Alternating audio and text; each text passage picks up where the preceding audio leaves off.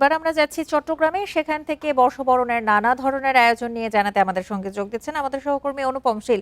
অনুপম, বর্ষবরণের শুভেচ্ছা জানাচ্ছি আপনাকে। কি অবস্থা দেখতে পাচ্ছেন আজকে চট্টগ্রামের সকাল থেকে? বর্ষবরণের কি কি আয়োজন রয়েছে?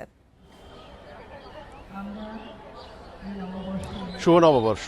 চট্টগ্রামেও এই নববর্ষকে বরণ করতে বিভিন্ন স্থানে নানা ধরনের অনুষ্ঠান আয়োজন করা হয়েছে। আমরা এখন চট্টগ্রামের সিআরবি শিরিষতলায় আছি।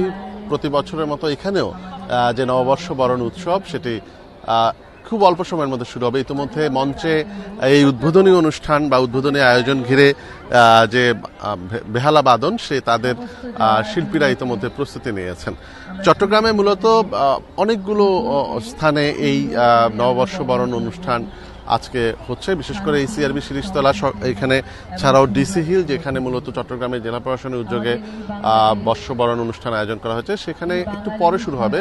কারণ এর আগে সকাল 8টায় সার্কিট হাউস থেকে একটি শোভাযাত্রা বের করা হবে। সেই শোভাযাত্রাটি ডিসি হিলে পৌঁছানোর পরে তারপরে সেখানকার যে আয়োজন সেটি শুরু হবে। এছাড়াও চট্টগ্রাম জেলা শিল্পকলা একাডেমি সকাল 9টা থেকে অনুষ্ঠান আয়োজন করছে। জাতীয় রবীন্দ্রসঙ্গীত সম্মিলন পরিষদ তারা সকাল 7:30টায় এনায়েত বাজার মহিলা কলেজ প্রাঙ্গণে তাদের অনুষ্ঠান রয়েছে। গতকালকে তারা বিশাল একটি এলাকা জুড়ে আলপনা এঁকেছে, বৈশাখের আলপনা।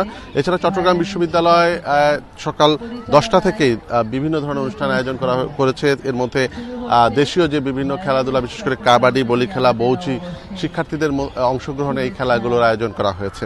এছাড়া উদীচী শিল্পী গোষ্ঠী তারা সকাল 8টা থেকে নন্দনকানন এলাকায় তারা বর্ষবরণের অনুষ্ঠান এবার প্রথমবারের মতো শুরু করতে যাচ্ছে। যদিও মাঝখানে এর আগে একবার তারা বেশ কয়েক বছর তারা আয়োজন করেছিল। তো নববর্ষ বরণকে ঘিরে চট্টগ্রাম আমরা যেটি দেখছি যে গতকালকে বর্ষবিদায়ের অনুষ্ঠান হয়েছে বিভিন্ন স্থানে, এখানের এই মঞ্চেও হয়েছে। এবং এই নববর্ষ বরণকে ঘিরে আমরা দেখছি যে একটি উৎসবের নগরীতে পরিণত হওয়ার যে অপেক্ষা সেটি আছে। এবং পাশাপাশি আমরা ইতোমধ্যে দেখছি যে বিভিন্ন এলাকা থেকে বিভিন্ন বয়সী মানুষজন এই সমস্ত আয়োজনে অংশগ্রহণ করার জন্য তারা ইতিমধ্যে হাজির হয়েছেন।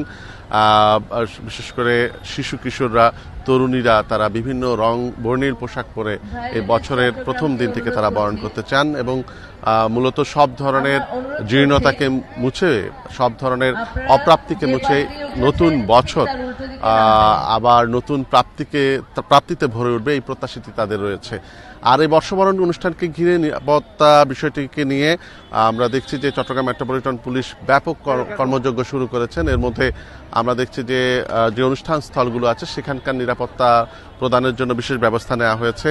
এর বাইরে আমরা দেখছি যে এই অনুষ্ঠান স্থলগুলোকে ঘিরে যানবাহনের যে ব্যাপারটি আছে সেটির জন্য বেশ কিছু সড়ক তারা যান চলাচল নিয়ন্ত্রণ করেছে, মানুষের চলাচল নিয়ন্ত্রণ করা হচ্ছে। অর্থাৎ কোন পাশ দিয়ে প্রবেশ করা হবে, আবার কোন পাশ দিয়ে বের হতে হবে, এই বিষয়ে কিছু নির্দেশনা তারা ইতিমধ্যে দিয়েছে। এবং বেশ কিছু অনুষ্ঠান স্থলে আমরা দেখেছি যে আর্চে বসানো হয়েছে। তবে বেলা বাড়ার সাথে সাথে আমরা হয়তো বুঝতে পারবো যে নিরাপত্তা ব্যবস্থাপনাটি আসলে ঠিক কিভাবে কাজ করছে।